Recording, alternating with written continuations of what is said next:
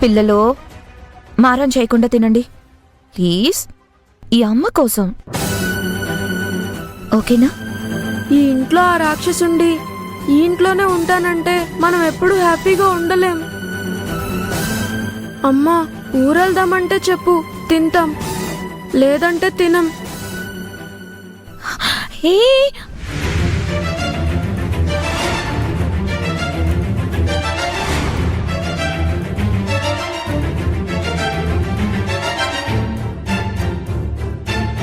అయ్యో భగవంతుడా, ఈ పసి మనసులో ఈ ఇంటి మీద, ప్రణవి మీద భయం గూడు కట్టుకుపోయిందే. ఈ భయాన్ని ఎలా పోగొట్టాలి? వీళ్ళకెలా నచ్చజెప్పాలి?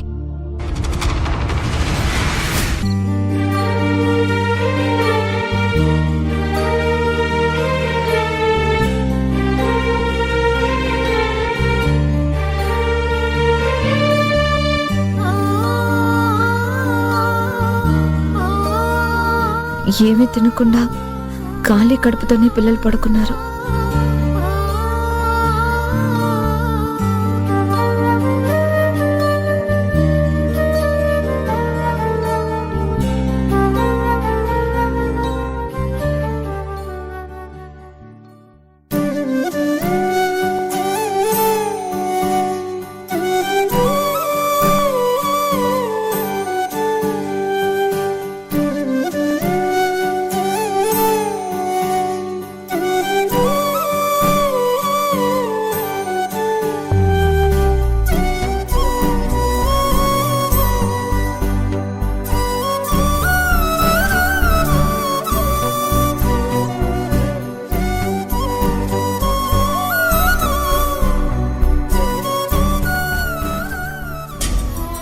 వదినా, భోజనానికి రండి. అన్నయ్య ఎక్కడా? ఆయన ఎక్కడికో వెళ్ళినట్టున్నారు. రాగానే ఇద్దరం కలిసి తింటాం. అందరూ భోజనం చేశారా? నీవు బాబాయ్ గారు తప్ప అందరూ చేశారు వదినా. బాబాయ్ గారి మధ్య మరీ డల్గా ఉంటున్నారు. సరే, మావయ్య గారిని నేను తీసుకొస్తాను, నువ్వు వెళ్ళు. సరే వదినా.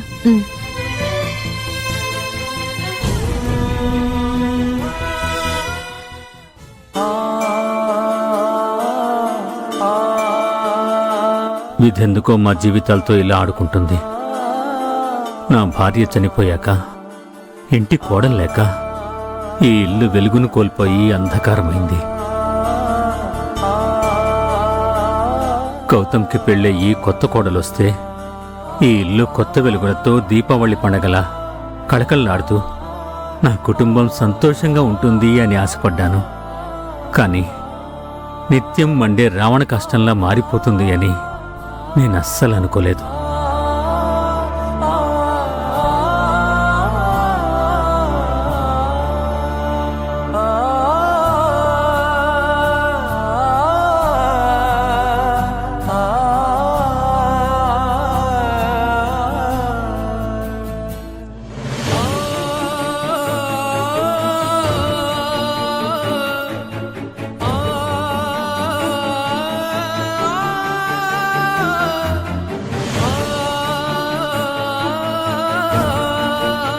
మావయ్య గారు, భోజనానికి రండి. నాకు ఆకలిగా లేదమ్మా.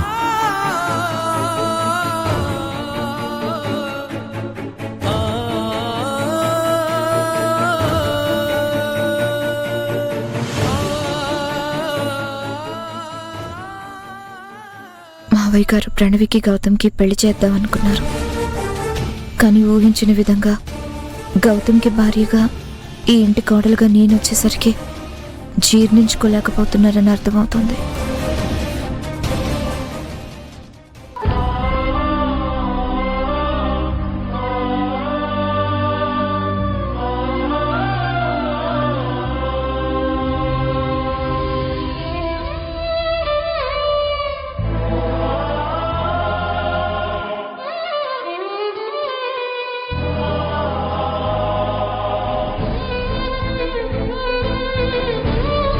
గౌతమ్ ఇంకా రాలేదేంటి? ఎక్కడికెళ్ళుంటారు?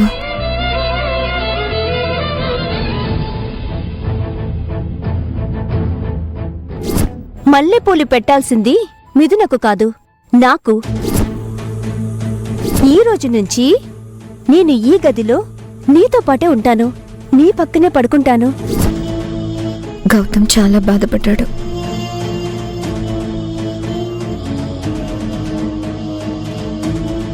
The subscriber cannot be reached at the moment. Phone కలవడం లేదు. ఎక్కడున్నారో ఏంటో.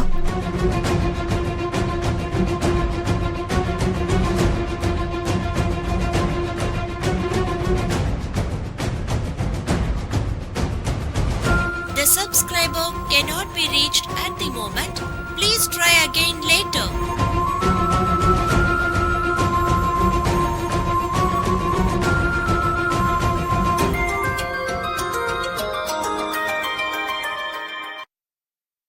హలో రమ్య, మిథునా, ఎలా ఉన్నావు? నేను బాగున్నాను. మిథునా, నీ బెస్ట్ ఫ్రెండ్నే. నా దగ్గర కూడా నిజాలు దాస్తున్నావా? ఆ, నేనేం దాచాను? నువ్వక్కడ బాలేవు, బాధల్లో ఉన్నావన్న నిజం నాకంతా తెలిసిపోయిందే. మీ అమ్మా నాన్నలు చెప్పారు. నువ్వు ప్రేమించిన గౌతమ్ని పెళ్లి చేసుకొని నువ్వు ఆశపడ్డట్టుగానే నీ కాపురం ఆనందంగా ఉంటుందని అనుకున్నాను. కానీ ఇదేంటే ఇలా జరిగింది? నిన్ను, గౌతమ్ని, పిల్లల్ని, ఆ ప్రణవి అంటే అలా ఇబ్బంది పెడుతుంది. రమ్య, జీవితంలో సమస్యలు సహజం కదా. జీవితంలో సమస్యలు సహజమేనే, కానీ సమస్యలే జీవితం కాదు కదా. చిన్నప్పటి నుంచి నిన్ను చూస్తూనే ఉన్నాను. ఎప్పుడూ నీకు కష్టాలే. నువ్వు అక్కకిచ్చిన మాట కోసం ఎన్నో అవమానాలు ఎదుర్కొని పెళ్లి కూడా చేసుకోకుండా విరాజును పెంచావు. గౌతమ్ని రక్షించడం కోసం సొంత వాళ్ళతో కూడా మాటలు పడ్డావు. సరే, బాధలన్నీ తీరిపోయి మనసుకు నచ్చిన వాడితో పెళ్ళై హ్యాపీగా ఉంటావనుకుంటే ఈ కొత్త ట్విస్టులేంటే? నువ్వు అటువంటి పరిస్థితిలో ఉన్నావని తెలియగానే నాకెంత బాధేసిందో తెలుసా? ఇన్ని కష్టాలు నువ్వు ఎలా భరిస్తున్నావే? భరించగలిగే వాళ్ళకి, భారం మోసే వాళ్ళకి ఆ దేవుడు ఎన్నో పరీక్షలు పెడతాడని నేను బలంగా నమ్ముతాను రమ్య. ఈ ఇంట్లో సమస్యలున్నాయి నిజమే, కానీ అవి ఎక్కువ కాలం సమస్యలుగానే ఉంటాయనుకోవడం నిజం కాదు. ప్రతి ప్రశ్నకు జవాబున్నట్టు ప్రతి సమస్యకు ఓ పరిష్కారం తప్పకుండా ఉంటుంది. ఈ ఇంటి కోడలిగా ఇక్కడున్న పరిస్థితులన్నిటినీ త్వరలోనే చక్కదిద్దుతాను. ఆ నమ్మకం నాకుంది. నీ ధైర్యానికి, నీ సహనానికి, నీ గుండె నిబ్బరానికి హ్యాట్స్ ఆఫ్ మిథునా. ఎందుకైనా మంచిది, కొంచెం జాగ్రత్తగా ఉండు. అసలే ఆ ప్రణవి చాలా డేంజర్ అంట కదా, ఆంటీ చెప్పింది. మిథునా, ఒక విషయం జాగ్రత్తగా విను. నీలా ధైర్యం ఉన్న వాళ్ళని ఎదురొచ్చి ఎవరూ ఢీకొట్టలేరు. కాని తెలివిగా నమ్మించి వెన్నుపోటు పొడిచేవాళ్ళు, దొంగ దెబ్బ తీసేవాళ్ళు ఎక్కువయ్యారు ఈ కాలంలో. గుర్తుపెట్టుకో. ఉంటాను, జాగ్రత్త. అలాగే.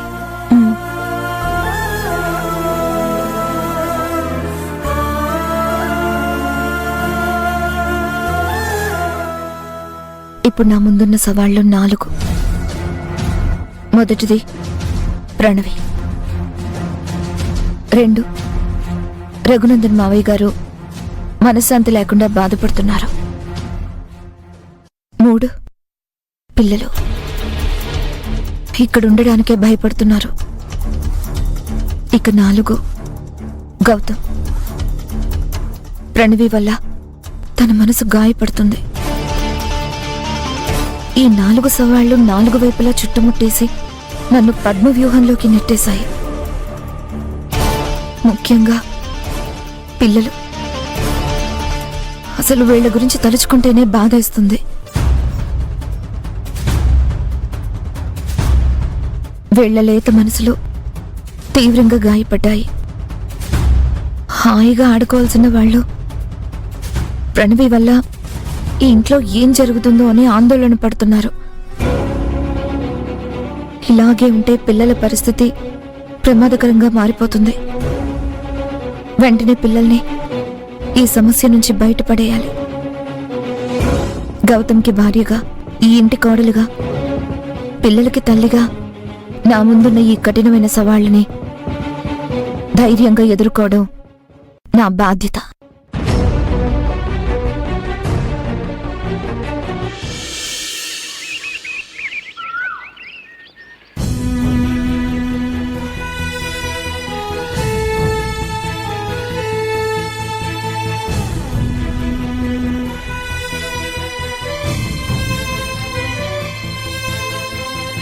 నిన్న సాయంత్రం వెళ్ళిన గౌతమ్ తెల్లారిన ఇంకా రాలేదు. ఫోన్ చేస్తే కలవడం లేదు. ఎక్కడికి వెళ్ళుంటారు? అయినా గౌతమ్ ఎక్కడికి వెళ్ళినా, ఏ పరిస్థితుల్లో ఉన్నా ఖచ్చితంగా ఫోన్ చేసి చెప్పేవాడు కదా. మరిప్పుడేంటిలా?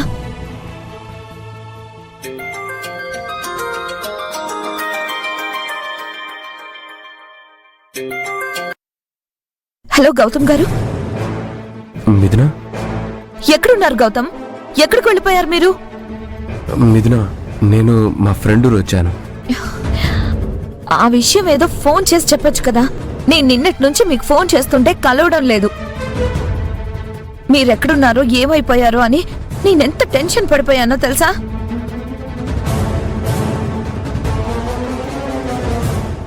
మిథున, ఐఎమ్ సారీ. నిన్న చాలా టెన్షన్ పెట్టాను.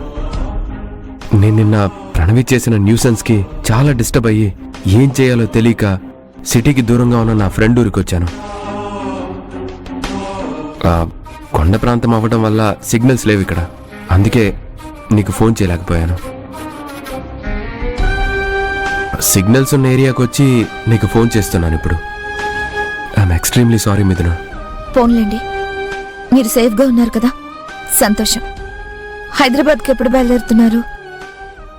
హైదరాబాదా?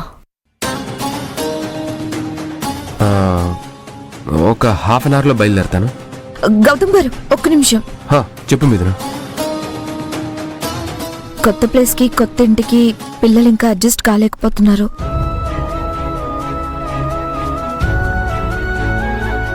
వాళ్ళని సరదాగా ఎక్కడికైనా తీసుకెళ్తే పిల్లలు రిలాక్స్ అవుతారు కదా.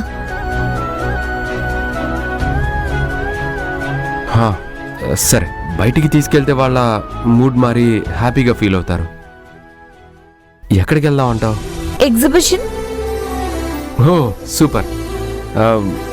ఒక పని చేయి మిథున, పిల్లల్ని రెడీ చేసి నువ్వు ఎగ్జిబిషన్కి తీసుకొచ్చి నేను డైరెక్ట్గా అక్కడికి వచ్చేస్తాను. ఓకేనా? అలాగేనండి.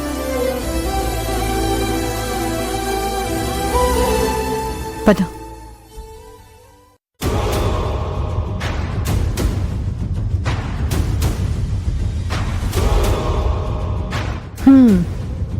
విన్నావు కదా, ఆ మిథున సరదాగా పిల్లల్ని బయటికి తీసుకెళ్తుందంట. ఈ సిచ్యువేషన్ని మనం క్యాష్ చేసుకోవాలి. ఈ అవకాశాన్ని మనకి సువర్ణ అవకాశంగా మార్చుకోవాలి. ఎలా మామ్? మిథున ఎగ్జిబిషన్ ప్లాన్ అట్టర్ ఫ్లాప్ అవ్వాలి. ఆరాధ్యకు మిథునపై ఉన్న మంచి అభిప్రాయాన్ని చెడుగా మార్చాలి. విరాజ్ గాడి హెల్త్ అప్సెట్ చేయాలి. నువ్వు ఆరాధ్య దగ్గర సింపతి నటించి నీ మీద ఉన్న నెగిటివ్ ఒపీనియన్ ని పాజిటివ్ గా మార్చాలి. ఏంటమ్మా నువ్వు చెప్పేది? ఆ ఆరాధ్య దగ్గరికి వెళ్ళి నేను మాట్లాడాలా? రాత్రి నేను చేసిన రచ్చకి ఆరాధ్య నన్ను దగ్గరకు కూడా రానివ్వదు. నాకెందుకో ఈ ప్లాన్ వర్కౌట్ అవ్వదు అనిపిస్తుంది. ప్రయత్నం చేస్తే ఏదైనా సాధ్యమే. ఒకసారి అవ్వకపోవచ్చు, రెండోసారి కాకపోవచ్చు, కానీ ఆపకుండా ప్రయత్నం చేస్తే ఏదో ఒక రోజు మనం అనుకున్నది ఖచ్చితంగా జరిగి తీరుతుంది. ఎంతో దృఢంగా ఉన్న ఇనుమును సైతం వేడి చేసి సుత్తితో కొడుతూ కొడుతూ ఉంటే అది మెత్తబడి మనకి కావాల్సినట్టుగా మారిపోక తప్పదు కదా. అటువంటిది ఆరాధ్య లేత మనసుని కల్లి బొల్లి మాటలతో కలుషితం చేయటం కష్టమా చెప్పు? చూడు ప్రణవి, నేను చెప్పేది జాగ్రత్తగా విను.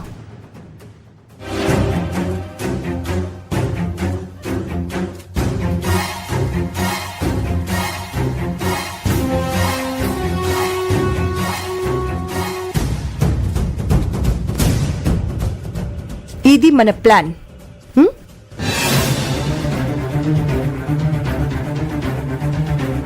హ్మ్? పద. హ్మ్.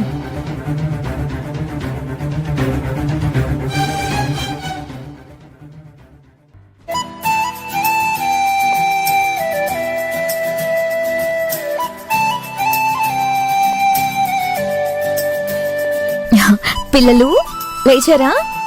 పాలు తాగండి. నాకొద్దు. నాకు కూడా వద్దు. నాకు తెలుసు మీరు ఇలా అంటారని, కానీ నేను ఒక విషయం చెప్తే మీరిద్దరూ ఎగిరి గంతేస్తారు. ఏంటది? ఇప్పుడు మీరు, నేను, డాడీ మనందరం కలిసి ఎక్కడికి వెళ్తున్నామో తెలుసా? ఎక్కడికి వెళ్తున్నాం? ఎగ్జిబిషన్ కి. అవునా? అవును.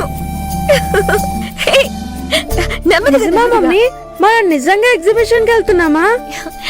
అవును, మీ ఇద్దరికి ఇష్టమైన giant wheel, Columbus, roller coaster అన్నీ ఎక్కుతున్నాం. ఇంకా ఎన్నెన్నో గేమ్స్ ఆడుతున్నాం. మీకోసం మంచి మంచి బొమ్మలు కొంటాం. నిజమా? నిజం. మరి డాడీ ఇంకా రాలేదు కదా? డాడీ పని మీద వేరే ఊరెళ్ళారంట. పని అయిపోయిందంట. మిమ్మల్ని ఎగ్జిబిషన్ కి తీసుకురమ్మన్నారు.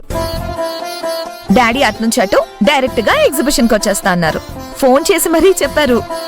సూపర్. మీరు త్వరగా పాలు తాగితే ఇద్దరిని రెడీ చేస్తాను. అలాగే పాలు తాగుతాం. మ్మ్. మనం ఎగ్జిబిషన్ కి వెళ్తున్నాం. మనం ఎగ్జిబిషన్ కి వెళ్తున్నాం. ఎగ్జిబిషన్ కి వెళ్తున్నాం. ఎగ్జిబిషన్ కి వెళ్తున్నాం.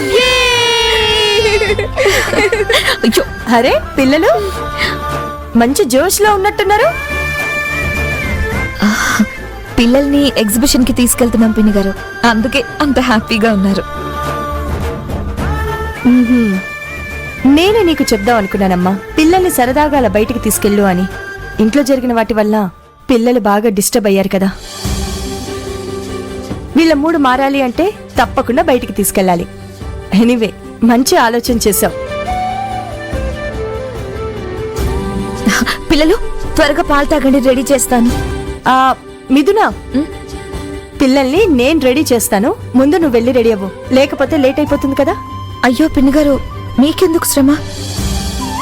నా ముద్దుల మనవడు మనవరాల్ని రెడీ చేయటం నాకెందుకు శ్రమ అవుతుంది చెప్పు. నువ్వు వెళ్ళు, రెడీ అవ్వు, నేను పిల్లల్ని రెడీ చేస్తాను. అలాగే పిన్ని గారు. పాలు తాగేయండి. ఆరాధ్య, జైంట్ విల్లు కొలంబస్ ఎక్కితే భలే ఉంటుంది కదా? అవును విరాజ్, సూపర్ గా ఉంటాయి.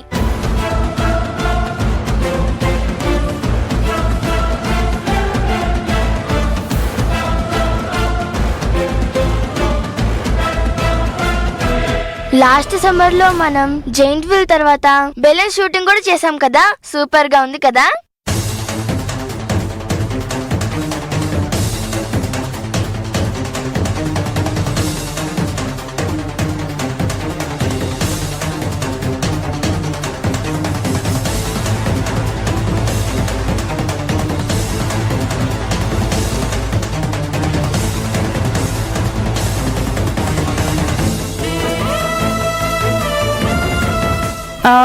పిల్లలు, మీరు పాలు తాగాక నేను రెడీ చేస్తాను. అలాగే అమ్మమ్మా. అమ్మో, పౌడర్ కలిపిన పాలు ఆరాధ్య తాగితే ప్లాన్ మొత్తం రివర్స్ అవుతుంది. ఆహాహా, ఒక్క నిమిషం. తీసుకో. ఇదిగో నాన్న, నువ్వు కూడా తాగు.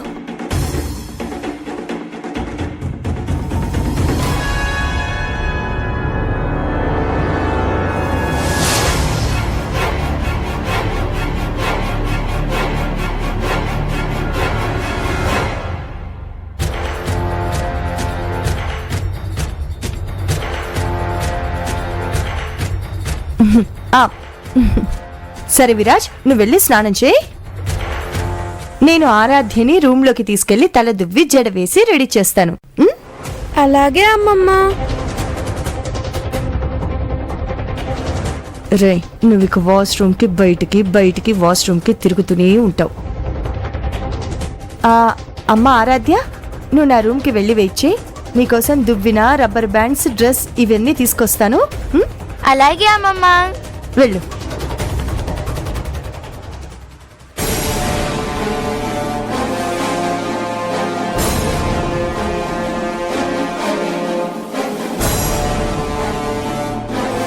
ప్రణవి, ఆరాధ్య ఇప్పుడే నా రూమ్కి వెళ్ళింది. మన ప్లాన్ గుర్తుంది కదా? ఎలా మర్చిపోతాను మామ్. సరే, వెళ్ళు.